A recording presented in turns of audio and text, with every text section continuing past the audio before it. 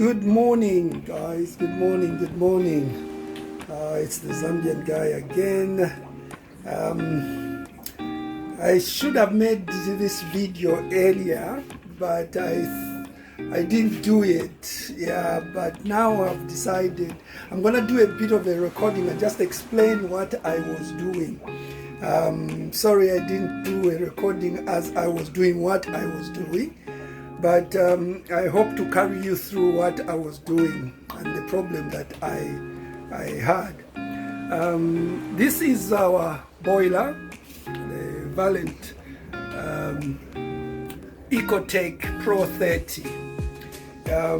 Few weeks ago, about 2 weeks ago, we noticed that the pressure was dropping. Right, if I show you this, if we hit that button twice and it shows you the 2.3 bar, because the boiler is now running, so the pressure goes high as the water heats up in the boiler. But when the boiler is off and cold, the pressure is normally between 1.1 and 1.5. That's the recommended pressure. But what we noticed is that as this kept dropping. Even when the boiler is off, the pressure would drop to to 0.4, 0.5. And eventually the boiler would shut itself down and you just get the code F22. So if you see a code on your boiler that says F22, it's nothing to panic about. It just shows you that the pressure is low in your boiler. Oh, that has gone off. The light goes off after some time. So what you do is you literally bring the pressure up. And how you bring the pressure up is to add more water to your system. So you see we've got these two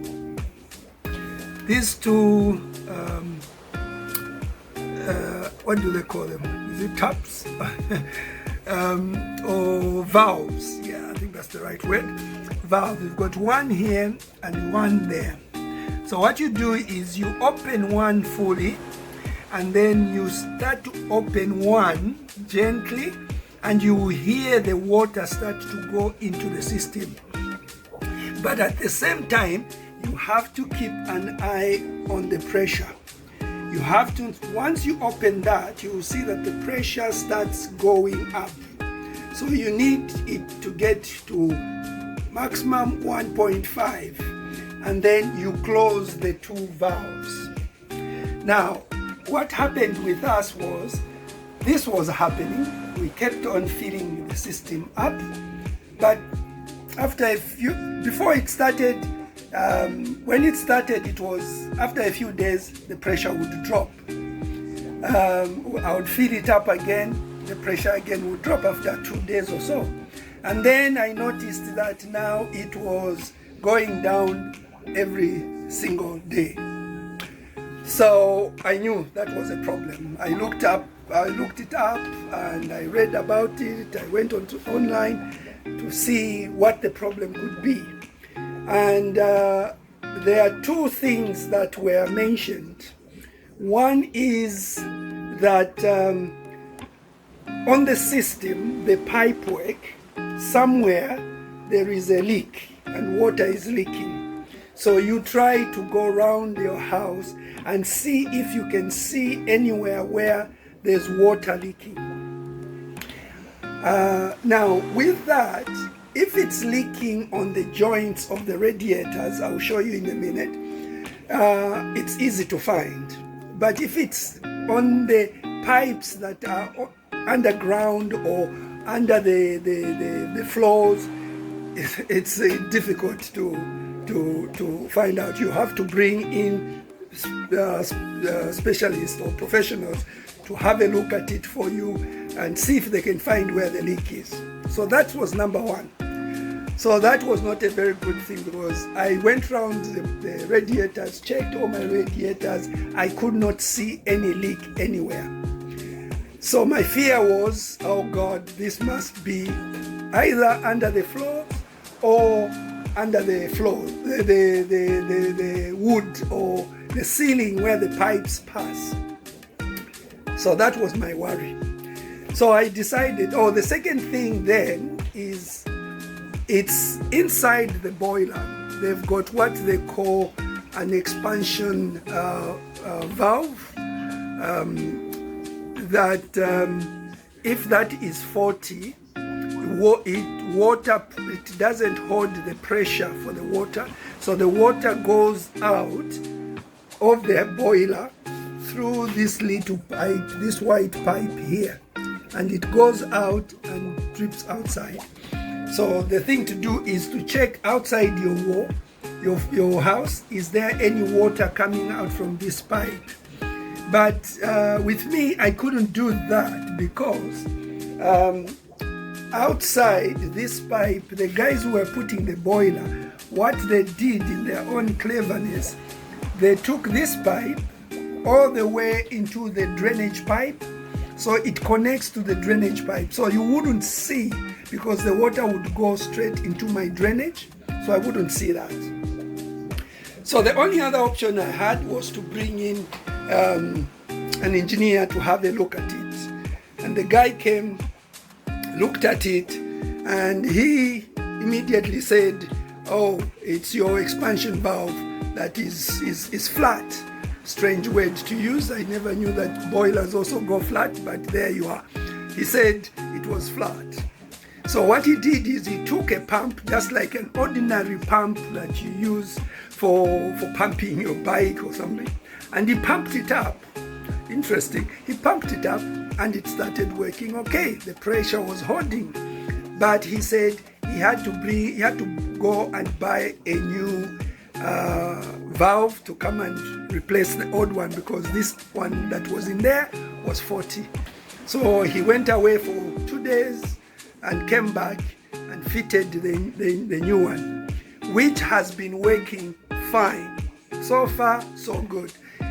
Today is Saturday. He fitted this on Thursday, and so far we've not had any issues of pressure going down. So fingers crossed, that is what the problem is.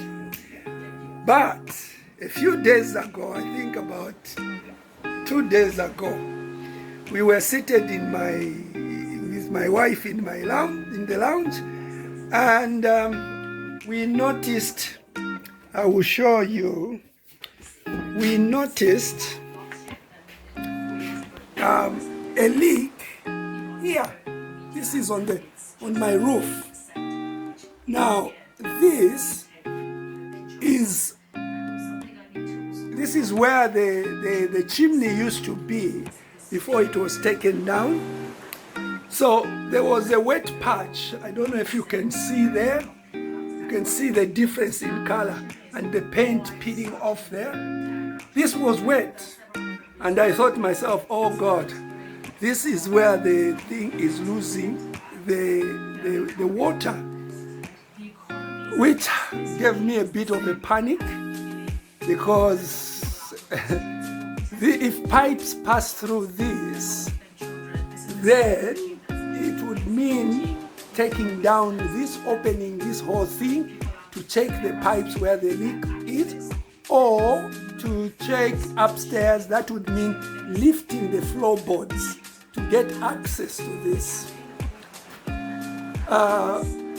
But then I noticed that it's dried up. There's nothing coming through there. So I'm not sure where that leaking was coming from. I'm still yet to find out where that leak was coming from. So what I did was I looked up about how to seal small leaks, and I got to be told, I discovered you could use what they call leak sealer, yeah. So which you put into your radiators, and it will go around the system when you switch on your boiler. Go around the system, and seal all where there's any leaks. So I'm hoping up there, if this is where this is coming from, it could be sealed with the stuff. But this is what I wanted to explain to you. Coming back into where the boiler is, I looked up videos. Now, this is a filter for the system. You know, it catches all the mark in the system, and then you have to drain it, clean it every time they come to do a service. This has to be opened and they take all the dirt and clean it and put it back. It's very good for protecting your system because it takes out all the dirt from the system and cleans up your water so that the water in your system is good. And that helps to save your boiler, protect your boiler. Now, I looked at videos and they said you could put either your inhibitor or the sealer, the leak sealer inside this. Okay? And I thought, okay, that's simple. As you know, when somebody shows you a video on YouTube, they make it look like they never faced any challenges. But my dears, I had a challenge. This, you have to separate it. It's got these valves there and there. So you have to shut the two so that water stops coming into the filter. Then you have to release the pressure from there. And at the bottom, there's a draining plug. Can I show you to you? Yeah, there. There's a draining plug there that you undo, and all the muck and all the dirty water comes falling down there. This is where the magnet is. That's the magnet. So I closed off everything. I opened that. All the dirty water came out. Now I wanted to open this so that I could fill it up with the sealer. Would that happen? No, it wouldn't. This wouldn't open at all. So I left that because I thought to myself, if I'm going to use that, keep forcing that, I might end up breaking it there, and then I'll have a problem of water leaking everywhere, and then it will be a big problem. So let me show you then what I did. Right. So I went on YouTube again, looked at ways of adding the inhibitor to your system, and found a video of some guy, I can't remember his name, showing you how you can do it, putting it through the radiator. So what you need to do, and once more I apologize, I should have filmed this when I was doing it, but yeah, you just have to forgive me, but I'll try my best to explain. So what you do is, you first have to close that valve, right? You close it off, and then there is another one on this side as well. That one, you close that valve as well, and then it has a valve here. This valve, you have to open that valve, which will release the pressure in the radiator. Water will come out as well. When the pressure goes down, then you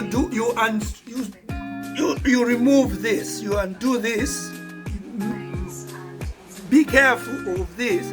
You have to hold this with another spanner so that it doesn't turn or twist, otherwise you end up breaking it there, then you have a problem.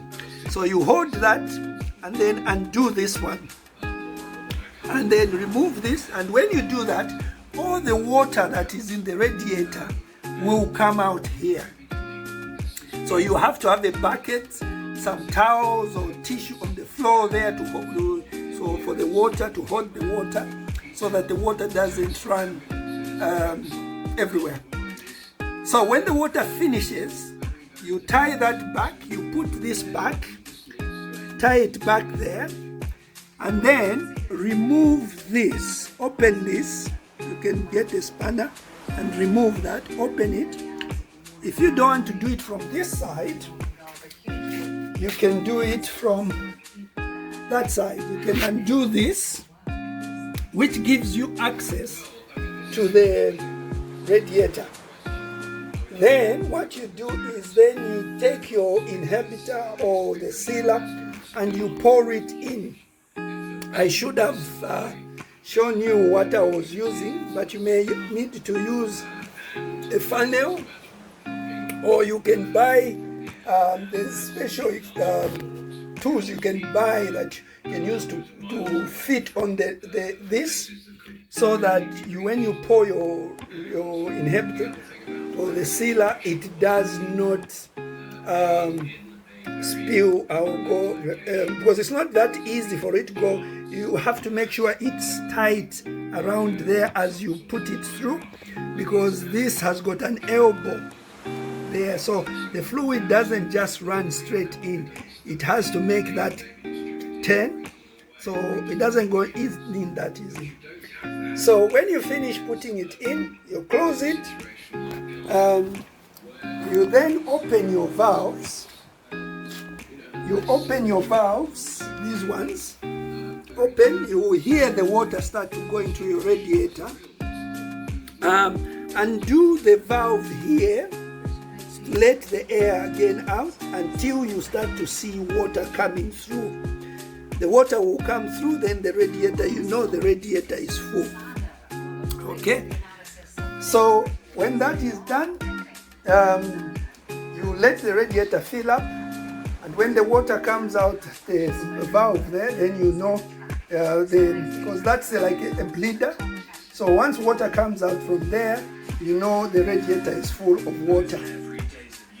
Close that and you can run your boiler as normal. So that's what I did. I put my my sealer in there. I've just switched on the boiler and it has started running. This is heating up. Yeah, it's heating up. So we'll let that run for some time. Hopefully that will go throughout the whole system. And if there's a hole anywhere, like we were talking about in the roof there, hopefully that will seal it. So I'll leave this, run it, see after a week what happens. If we get any more water on our ceiling, then I know it has not worked. Then we'll need to lift up the floorboards from upstairs and have a look in there and see where it's leaking from. Once again, I'm sorry I've made this video when I've already done this, but I hope my little explaining will help somebody or give some idea to somebody who has the same thing. I plan to do this like I've done it today, and then I'll leave it for a week. And then if I notice that nothing has happened, no water leaking, I will then get the inhibitor and do the same. And I hope when I'm doing that now, I will be able to record the video so while I'm doing it so that you can see. I'll give you an update about how it goes. So yeah, this was the little job I had today. Please remember to click the like button and the notification bell so that every time I release a new video you will be notified, and the like thing would help us, will help me do more of these videos. Thank you very much and God bless you. Have a lovely day.